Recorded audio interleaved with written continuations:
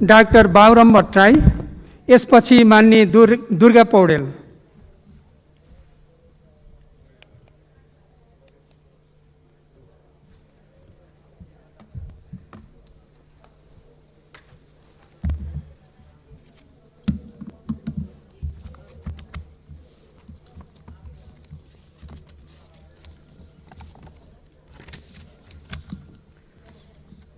सम्मान्य सभामुख महोदय,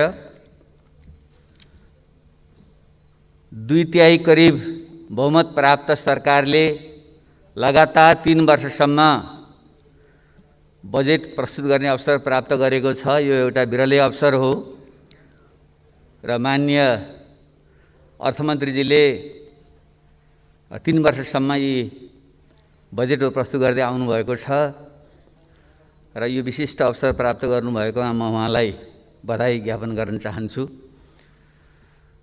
हामी सैद्धान्तिक पक्षबारे मात्रै बजेटको कुरा गर्दैछौँ। त्यसैले बजेट भन्नाले हामीले वार्षिक आय व्ययको अनुमान मात्र नभइकन समग्र देशको अर्थ राजनीतिको विश्लेषण र त्यसको आगामी कार्यदिशा प्रक्षेपण गर्ने एउटा दस्तावेज पनि हो। त्यस हिसाबले हेर्दा अहिलेको यो घडी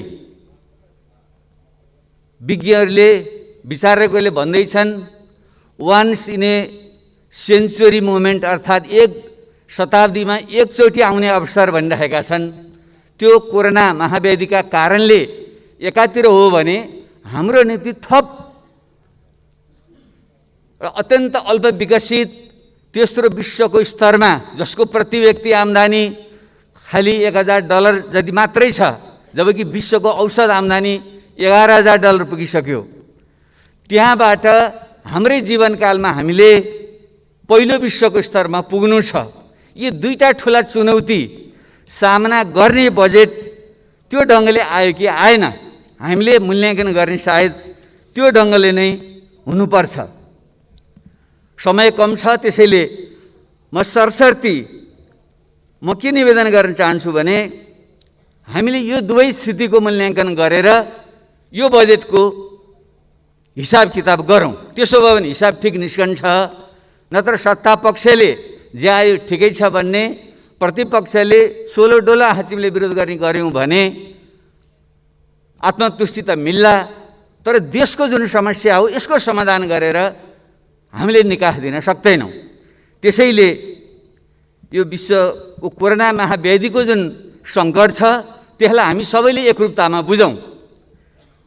विज्ञहरूले भनिरहेका छन् विश्वको जुन अर्थतन्त्र हो जीडीपीको हिसाबले करिब $85.8 ट्रिलियन को जुन विश्व अर्थतन्त्र छ त्यसको 10% खुम्चिएर $9 ट्रिलियन अर्थतन्त्र खुम्चिन्छ भन्ने प्रक्षेपण छ।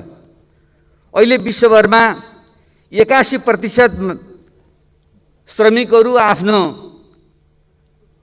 श्रम पूर्ण अथवा आधा रूपमा गुमाइरहेका छन्।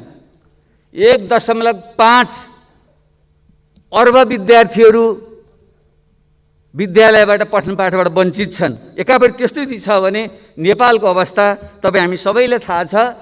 एसियामै सबभन्दा बढी क्षति हाम्रो अर्थतन्त्र हुँदैछ भन्ने हालसालै प्रक्षेपण एडिबीले गरेको छ।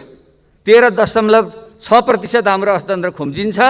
त्यो भनेको यसै त लिखा जस्तो सानो हामी, त्यसको पनि बोसो काटेपछि के रहन्छ? करिब 37 खर्ब रुपियाँ बराबरको जीडीपीमा करिब 4.5 खर्ब सङ्कुचन हुन्छ भन्ने अनुमान छ र हाम्रो अर्थमन्त्रीले 2.3% को वृद्धिको जुन प्रक्षेपण गर्नुभयो यो हाम्रो सीबीएसको प्रक्षेपण हो। तर आइएमएफले 1% भनेको छ र विश्व ब्याङ्कले 1.7% भनेको छ। त्यसैले आगामी दिन भयावह हुनेवाला छ। यसको बिचमा पनि अर्थमन्त्रीजीले समष्टिगत आर्थिक स्थायित्व अधिकांश सूचकहरू सकारात्मक छन् भन्नुभएको छ। अब यो कसरी भन्नुभयो र उहाँ मात्रै होइन, सायद हामी सबैको एउटा दृष्टिकोणको अभाव भइकन हो। हाम्रो मिडियाको पनि मैले समाचारहरू सुन्छु, हेडलाइनमा संयमित बजेट भनेर आएको छ र हाम्रा धेरै अर्थशास्त्रीहरूले यो सन्तुलित बजेट कम महत्त्वाकांक्षी भनिराख्नु भएको छ। तर मलाई यसरी सोचेर हामीले यो सङ्कटबाट पार पाउन सक्दैनौँ। त्यसैले हामीले आत्मसाक्षी राखेर भन्नुपर्छ, यो बजेटले सामान्यतया गरेको छ, केही गरेन भन्न हुँदैन। म अर्थमन्त्रीको सम्मान गर्छु। हामीमध्ये भएका अहिलेका अर्थशास्त्रीहरूमध्ये सायद यो हाउसमा भएका विज्ञहरूमध्ये एक नम्बर नै उहाँ हो विज्ञताको हिसाबले, त्यसले उहाँको म सम्मान गर्छु। तर यो सङ्कट समाधान गर्ने यो घडीमा जुन आउनु पर्थ्यो त्यो ढङ्ग आएन, यो परम्परागत ढङ्गले नै यो आयो भन्ने मलाई लाग्छ। हामी ठुलो एउटा जेटको गतिमा उड्नु छ, तर कछुवाको गतिमा सुधारका साथ टालटुलका कुराहरू आएको छ, यो पर्याप्त छैन।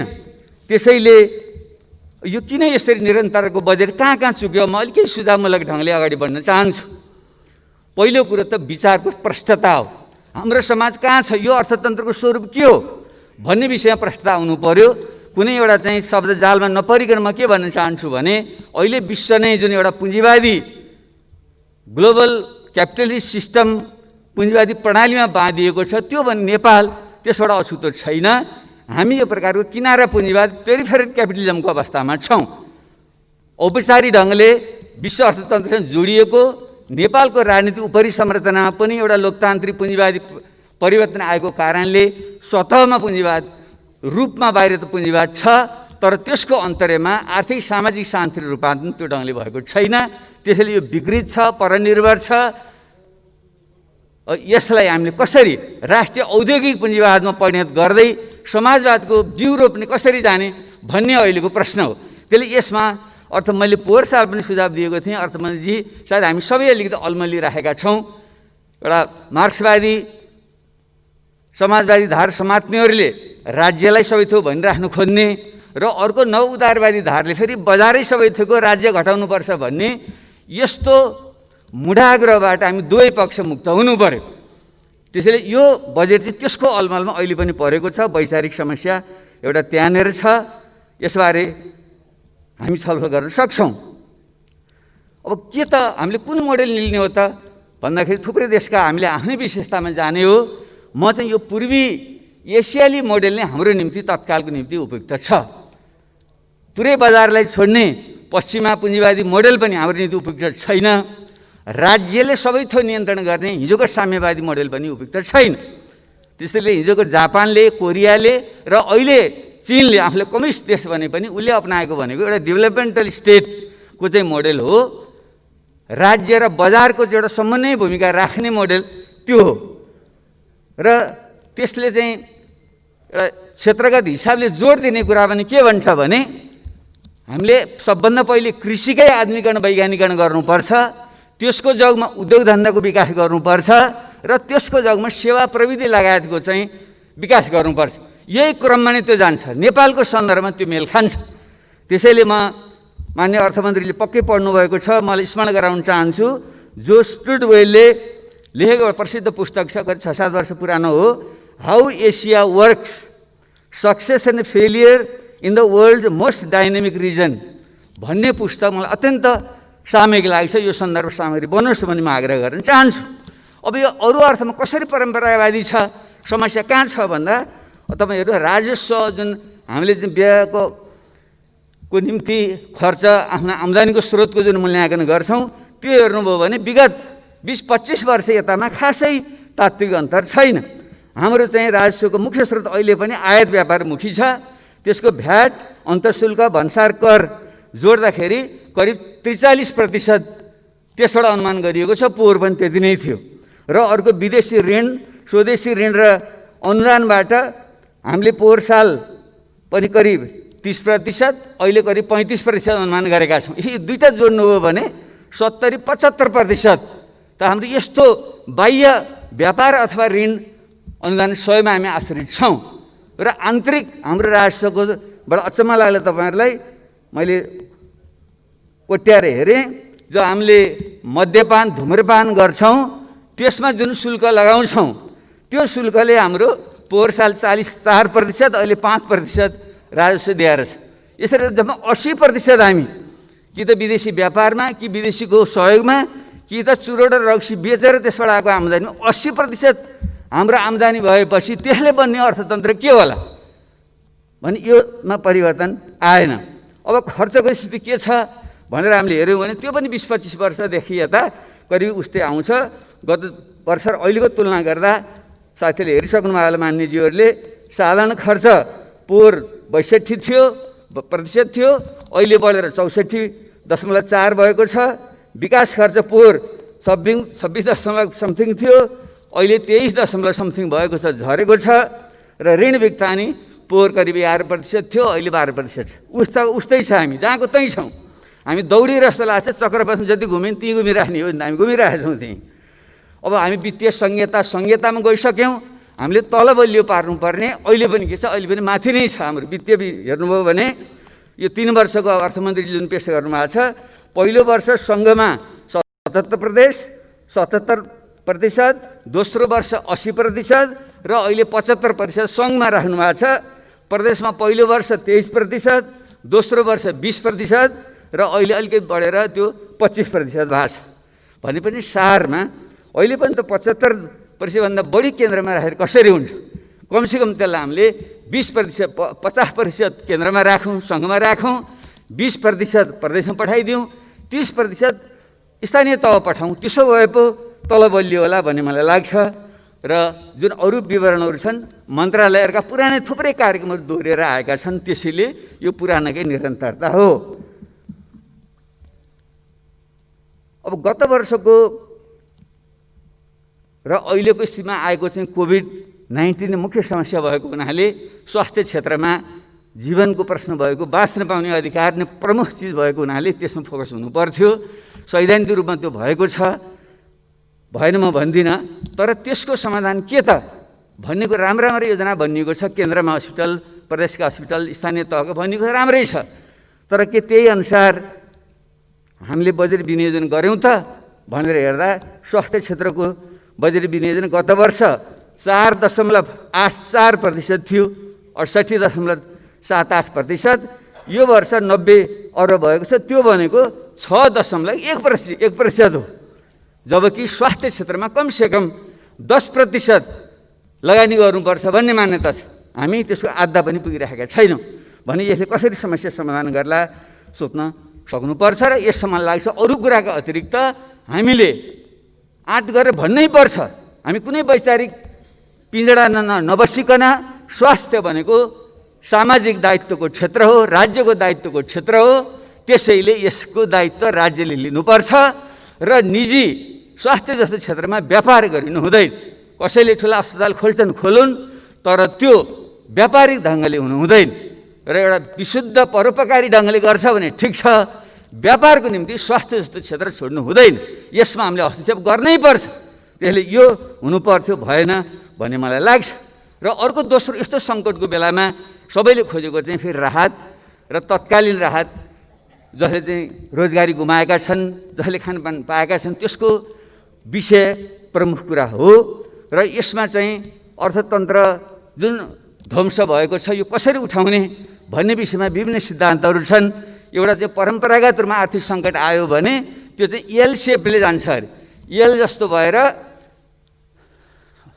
अलि बनाउनु आएन, यसरी जुन तल ओर्लन्छ, यसरी ओर्लिएको चाहिँ यसो बिस्तारै माथि जान्छ भन्ने चाहिँ सिद्धान्त हुन्छ। तर यो कोरोना महामारी जस्तोमा त्यस्तो नभइकन यो भी सेपको हुन्छ, स्वाट्ठ घट्छ। र यसको यदि भ्याक्सिन खोपहरू पत्ता लगायो भने स्वाट्ठ माथि पनि जान सक्छ।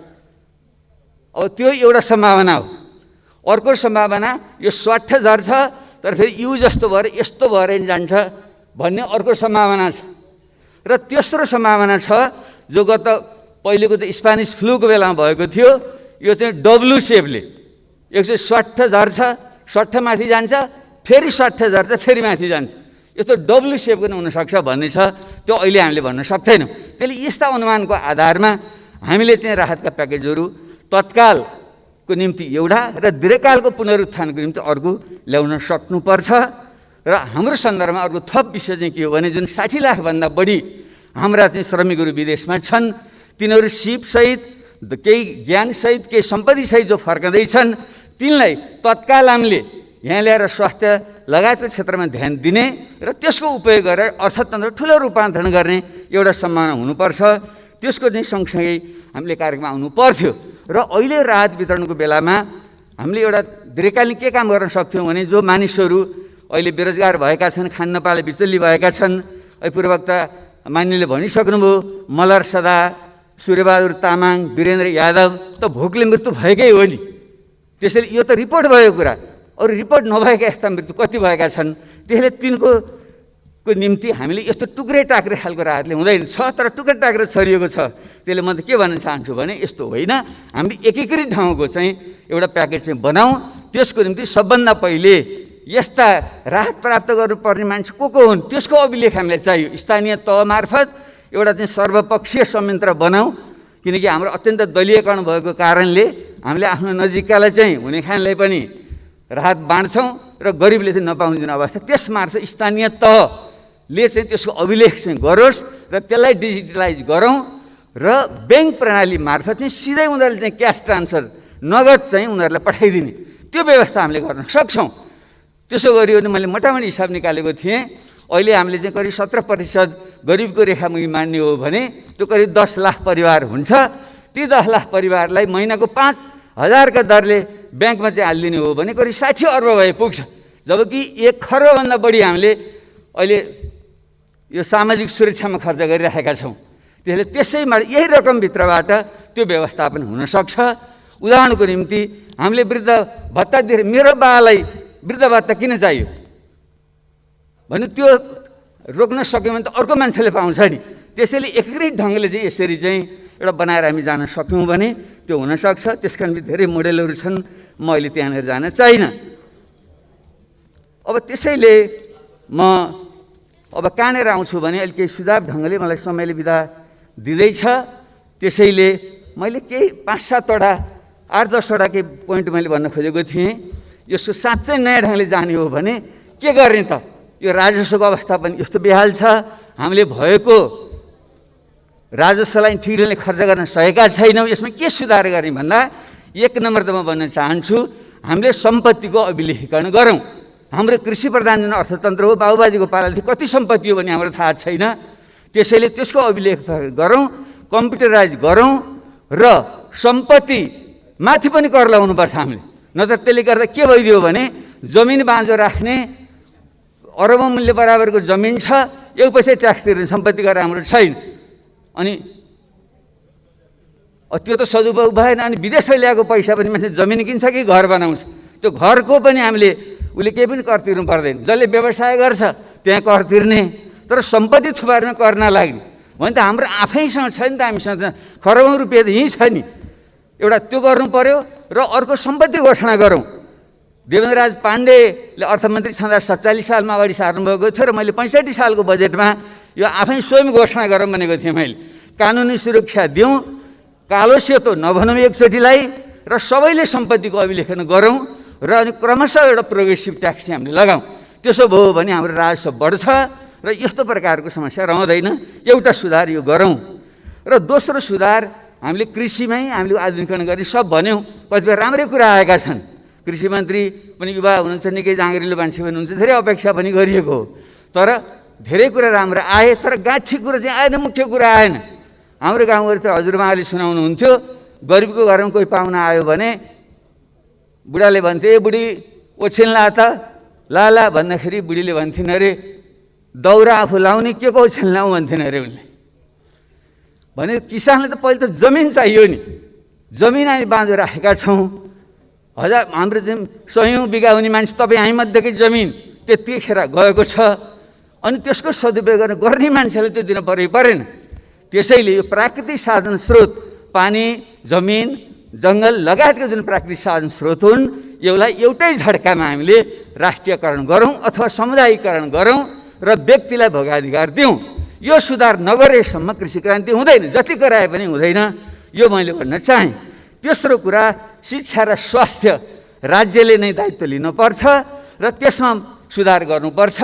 गुणस्तरीय शिक्षा नदिएसम्म हाम्रो कम्पेटिभ एडभान्टेज, तुलनात्मक लाभको क्षेत्र भनेको जनशक्ति नै हो, जसको चाहिँ मेडियन आयु 23 वर्ष नेपालीहरूको। भने यो युवा 10-20 वर्ष मात्रै, 10-15 वर्ष मात्रै यो एडभान्टेज हामीसँग रहन्छ। त्यसैले त्यसलाई गुणस्तरीय प्राविधिक शिक्षा दिउँ र तिनीहरूलाई पुँजीको व्यवस्था गरिदिउँ, बजारको व्यवस्था गरिदिउँ र अनि तिनीहरूलाई लगाउँ। त्यही शिक्षा र स्वास्थ्यको दायित्व पूर्ण रूपले राज्यले लियोस् र अहिले जुन सुधारको कुरा गरिएको छ, यो निजी विद्यालयलाई सार्वजनिक विद्यालय हेरेर विचार गरेर यस्तो आवादारी कुरा गरेर हुन्छ, यस्तो लाजमर्दो कुरा गरेर हुन्छ, हामीले हुँदैन। हामी सबैले भन्नुपर्छ, जो शिक्षा संस्था चलाउने साथीहरू पनि यहाँ हुनुहुन्छ, मेरो आग्रह छ मुनाफाको निम्ति नचलाउनु, शिक्षा र स्वास्थ्यमा मुनाफाको निम्ति लगानी नगर्नुहोस्, कृषिमा गर्नुहोस्, पर्यटन गर्नुहोस्, उद्योगमा गर्नुहोस्, सेवामा गर्नुहोस्, त्यहाँ जति सुविधा चाहिन्छ राज्यले दिन्छ। तर शिक्षा र स्वास्थ्य चाहिँ विशुद्ध सेवाको क्षेत्र हो, परोपकारको क्षेत्र हो, त्यो ढङ्गले तपाईँ लैजानुहोस्, राज्यले यसमा ध्यान दियोस्। चौथो कुरा रोजगारी सृजना टक्कन टुक्कन गरेर आएको छ, 7 लाख 15 लाख कति भनिएको छ, मलाई लाग्दैन यतिले मात्रै होला भनेर। तर हामीलाई जुन विगतका रोजगार योजनाहरू छन्, मेरै पालामा सुरु भएको युवा स्वरोजगार योजना, पछि आएको प्रधानमन्त्री स्वरोजगार कार्यक्रम, यसलाई एकीकृत गरेर एउटा नयाँ ढङ्गको योजना हामीले त्यहाँ बनाऊँ र विदेशबाट फर्किएका जुन युवाहरू छन् तिनीहरूलाई चाहिँ यो हाम्रो चाहिँ तालिम दिने पनि एकीकृत ढङ्गको चाहिँ संस्था बनाऊँ, त्यस मार्फत तालिम दिउँ। ब्याङ्कमा हाम्रो त्यत्रो 33-34 खर्ब रुपियाँ छ, त्यसमा सुधार गरेर तिनीहरूलाई बिउ पुँजी दिउँ र तिनीहरूको चाहिँ उत्पादनको चाहिँ बजारको निम्ति हामीले व्यवस्था गरिदिउँ। त्यसको निम्ति सुरक्षा दिनैपर्छ। केही सानसानो कुरा यहाँ आएको छ, त्योभन्दा पनि के भन्न चाहन्छु भने भारतसँगको जुन व्यापार सन्धि छ त्यसमा जुन पारस्परिकताको कुरा गरिएको छ, हामीले उहाँहरूसँग कुरा गरेर हाम्रो जस्तो कमजोर देशले पारस्परिक रूपमा प्रतिस्पर्धा गर्न सक्दैन, गएर पारस्परिकताको आधारमा हामीलाई सुविधा दिनुपर्छ भन्ने कुरा राखौँ र अन्य पनि WTO ले दिएका जुन सुविधा छन् त्यसो हुन सक्यो भने हाम्रो बजारको सुरक्षा हुन्छ र युवाहरू चाहिँ एउटा स्वरोजगारीमा लाग्छन्। त्यो बाटो हो, नत्र यो जागिर खाने तरिकाले हुँदैन। तपाईँ हामी राजनीति गरेर कमाउन खोज्ने कर्मचारी, यताको तलब पनि खाने, बाहिर NGO-मा काम पनि गर्ने, डिबी पनि भर्ने, डाक्टर इन्जिनियरहरू सरकारी जागिर पनि खाने, बाहिर चाहिँ उनीहरूको चाहिँ कन्सल्टेन्सी पनि चलाउने, शिक्षक सरकारी स्कुलको तलब खाने, प्राइभेटमा गएर पढाउने, यस्तो भएपछि देश बन्छ। त्यसैले यसमा चाहिँ हामीले छनौट गरेर यही ठाउँमा छान्नुहोस्, तपाईँले सरकारी सेवा गर्ने हो कि तपाईँ हामीले राजनीति गर्ने हो, व्यापार गर्ने हो, यसरी सुरु गरौँ र हामी राजनीतिबाट नै एउटा बाटो हामीले देखाउँ। यसो हुन सक्यो भने देशमा रोजगारी सृजना हुन्छ, औद्योगिकरण आउँछ, त्यसले साना र मध्यम व्यवसायहरू फस्टाउँछन् अनि उद्योग धन्दाहरू विदेशी लगानी पनि नल्याइकन हुँदैन। जुन अहिलेको यो कोरोना महामारीले यो जुन भ्यालु चेन मूल्य श्रृङ्खला भत्काउँदैछ, मान्छेले नयाँ नयाँ ठाउँ खोज्दैछन्। हामी भारत र चीनको जुन ठुलो बजारको बिचमा छौँ, हामीले केही सुविधा, केही ऐन कानुनमा परिवर्तन, लगानी मैत्री वातावरण बनाऊँ भने ठुलो लगानी आउन सक्छ। त्यसलाई पनि हामीले ध्यान दिउँ। म यो 5औं कुरा मैले भन्न चाहेँ। र 6औं कुरा, यो आधारभूत केही ठुला पूर्वाधार पनि हाम्रो अत्यन्तै भद्रगोल ढङ्गको भयो।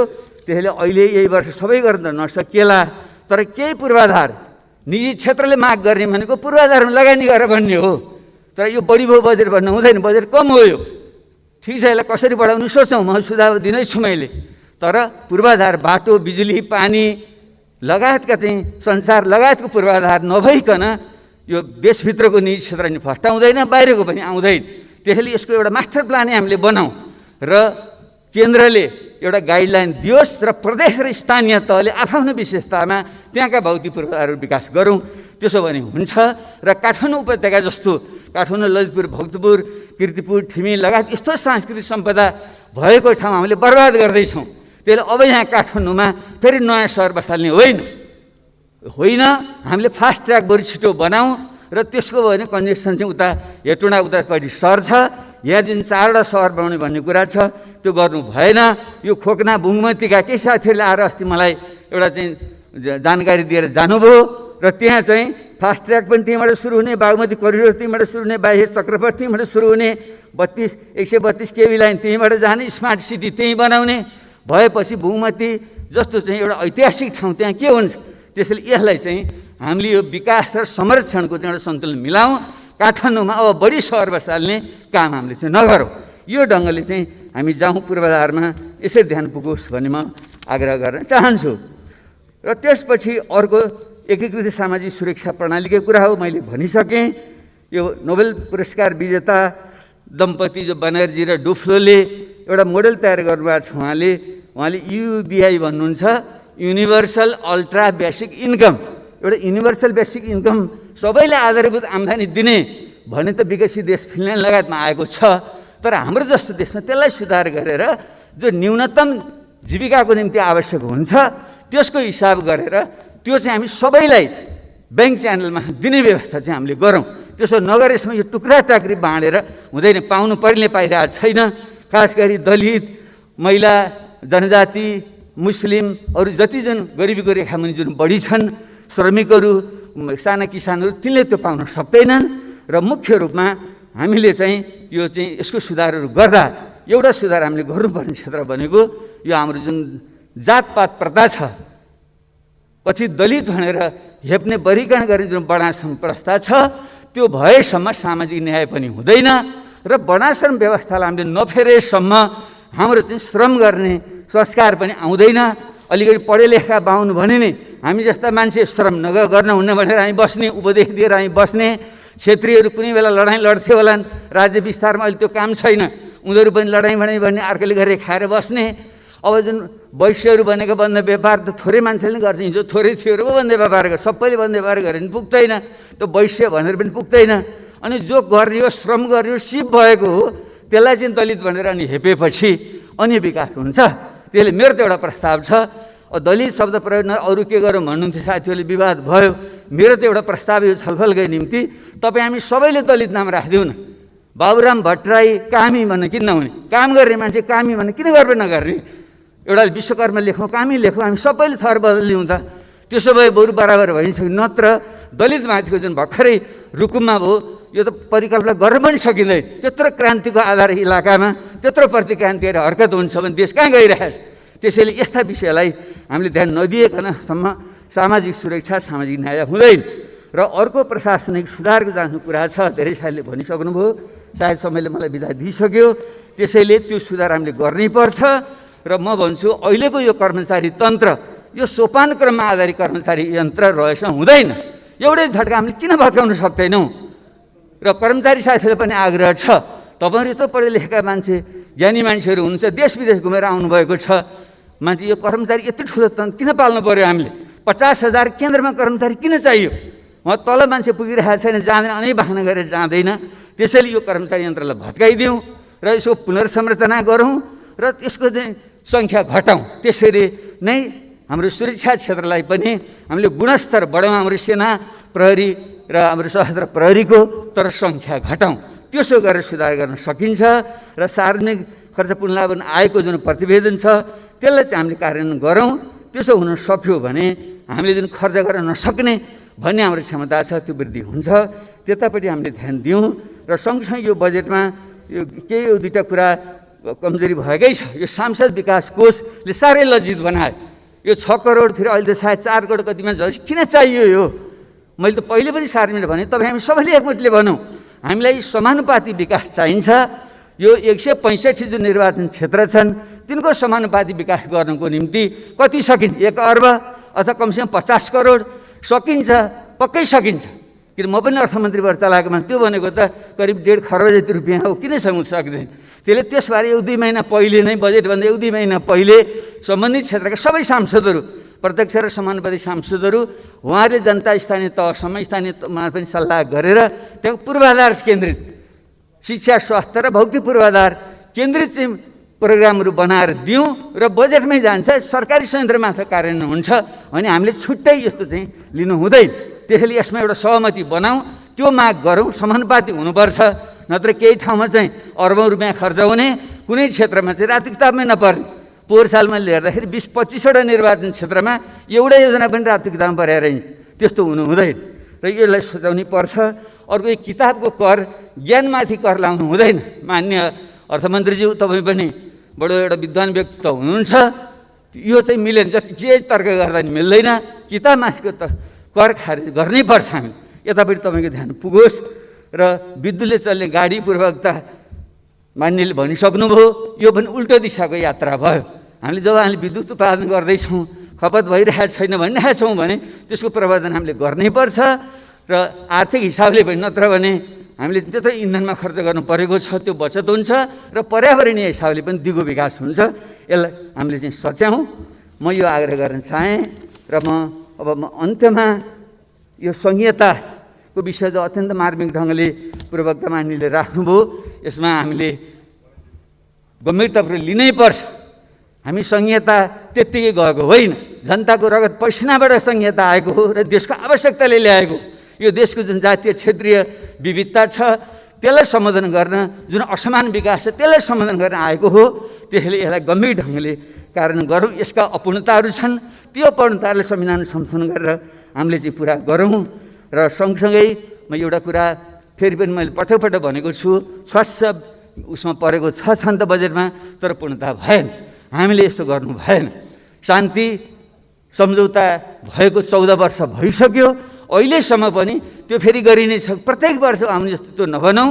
हामीले त्यो टिआरसी र बेपत्ता सम्बन्धी आयोगको काम टुङ्गो लगाएर तिनीहरूको पनि समस्या हामीले चाहिँ हल गरौँ। र अन्त्यमा म हाम्रो परराष्ट्र मन्त्रीजीलाई मैले देखिरहेको छैन।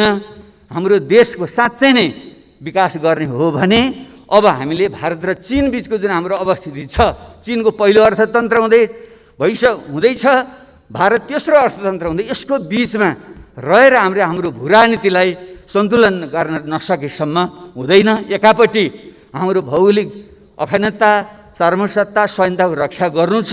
यो भूखण्डकै सबभन्दा पुरानो राज्य हुनाले त्यसमा हाम्रो गर्व छ, नेपालीत्वमाथि हामी सबै गर्व छ। तर यसलाई चाहिँ हामीले साँच्चै रक्षा गर्ने हो भने एउटा त यो भूराजनीतिको सन्तुलन मिलाउने स्पष्ट नीति हामीले एउटा बनाऊँ। र यसको निम्ति म फेरि पनि एउटा उदाहरण, एउटा रेफरेन्स मैले दिन चाहन्छु। आजै मैले पढेँ यो ज्यारेड डायमन्डको किताब अपहिभल भन्ने उनले लेखेका छन्। र त्यस upheaval how nations cope with crisis in change भनेर 7वटा देशहरू, America, Japan, Germany, Finland, Chile, Australia लगायतका देशहरूले कसरी आफ्नो सङ्कटबाट पार गरेर आफ्नो देशलाई अगाडि बढाए भनेका छन्। तीमध्ये फिनल्यान्ड जस्तो अमेरिकाको यो रुसको चाहिँ पुरै अर्ध उपनिवेश जस्तो भएर बस्यो। दोस्रो विश्वयुद्धमा को ताका त्यति बेला स्टालिनले झन्डै त्यसलाई खाइसकेका थिए। त्यति बेला जुन बुद्धि पुर्याएर तिनीहरूले स्टालिनसँग पनि एउटा राम्रो सम्बन्ध राखेर, पश्चिमाहरूसँग राम्रो सम्बन्ध राखेर जसरी आफ्नो स्वाधीनताको रक्षा गरे, त्यो मोडेल हाम्रो अत्यन्तै काम लाग्ने मैले देखिरहेको छु। त्यसैले यो ढङ्गले जाउँ। अहिले हाम्रो जुन लिपुले, कालापानी लगायतको क्षेत्रको सुगौली सन्धिले हामीले दिएको हाम्रो भूभाग हो, त्यसमा कुनै विवाद छैन। आमा र मातृभूमि प्रतिको लोयल्टी नहुने मान्छे हुँदैन। त्यसैले त्यसमाथि हामीले शङ्का गर्नु हुँदैन। हाम्रा एउटै आमाका सन्तान मध्ये कोहीले आमालाई बढी माया गर्छ, म चाहिँ बढी गर्छु, भाइ बहिनीले गर्दैनन् भन्न मैले ठाने भने बुझ्नुपर्छ मेरो नियत खराब छ। मैले अंश बन्नमा हेराफेरि गर्दैछु। त्यस्तै एउटै देशका विभिन्न जाति समुदायमध्ये एउटा देशभक्त अर्को देशद्रोही भन्न थाल्यौँ भने त्यहाँ बुझ्नुपर्छ। त्यहाँ पनि राष्ट्रिय भागभण्डाको कुरा, उसको अधिकारको भागभण्डा, पहिचानको भागभण्डाको कुरामा झेल हुँदैछ भनेर हामीले बुझ्नुपर्छ। हामी सबै देशभक्त हौँ। त्यसैले यस्तो विषयमा हामीले साझा सहमति बनाएर जुन नक्सा जारी भएको छ त्यो पहिले हुनुपर्थ्यो, ढिलै भए पनि भयो। अब त्यसको बारे हामीले हाम्रो चाहिँ जो संविधान संशोधन गरेर यसलाई वैधानिकता दिँदैछौँ, त्यसलाई हामी सबैले सर्वसम्मतिले पारित गर्ने वातावरण बनाऊँ। त्यसको निम्ति सबैको विश्वास लिउँ। खास गरी हाम्रो सीमा रक्षा गरेर बस्ने हाम्रा मधेसी थारू, दक्षिणका पूर्वका हाम्रा राई लिम्बूहरू, पश्चिमका खस, उत्तरका हाम्रा भोटे लामाहरू, उहाँहरू सबैलाई सम्मान दिएर उहाँको समेत सहभागितामा यो संविधान संशोधन गरेर पूर्णता दिउँ। त्यसो भने दिगो शान्ति हुन्छ। यिनै शब्दका साथ म यहाँहरूलाई आग्रह गर्न चाहन्छु, अब यो कमिलाको अथवा कछुवाको गतिले हुँदैन। हामीले एउटा तीव्र टेकअफ गर्नु छ। तपाईँ हामीले सबैले थाहा छ, हवाईजहाज उड्दाखेरि जब सुरुमा गुण छ 240 देखि 285 किलोमिटर प्रति घन्टाको वेगमा कुदेपछि मात्रै त्यहाँ टेकअफ हुन्छ, उडान भर्छ। त्यसले हाम्रो अर्थतन्त्रलाई पनि त्यसै नै उडान भर्ने हो भने हामीले साहस गर्नै पर्छ।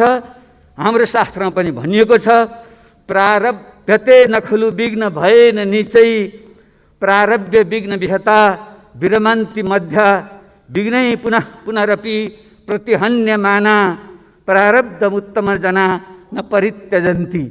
अर्थात् जो सामान्य मान्छे हो ऊ चाहिँ विघ्न बाधाको डरले कामै सुरु गर्दैन। जो मध्यम खालको मान्छे हो ऊ चाहिँ अलिकति काम सुरु गर्छ, विघ्न बाधा आएपछि छोडिदिन्छ। तर जो उत्तम मान्छे हो जतिसुकै विघ्न बाधा आउँदा पनि त्यसलाई पूर्णतामा पुर्याएर छोड्छ। त्यसैले आज हामीलाई त्यस्तो साहस, त्यस्तो सोच चाहिएको छ र सत्य सही कुरा गर्दा आक्षेप आउँछ, गालीगलौज हुन्छ, तर त्यसबाट डराउनु हुँदैन। प्लेटोले भनेका थिए, no one is more hated than you who speak the truth. त्यो मान्छे जति गाली गलौजहरू कसैले पनि खाँदैन जसले सत्य वचन बोल्छ। सत्य बोल्ने, सत्य काम गर्ने हिम्मत गरौँ, देश बन्छ। धन्यवाद।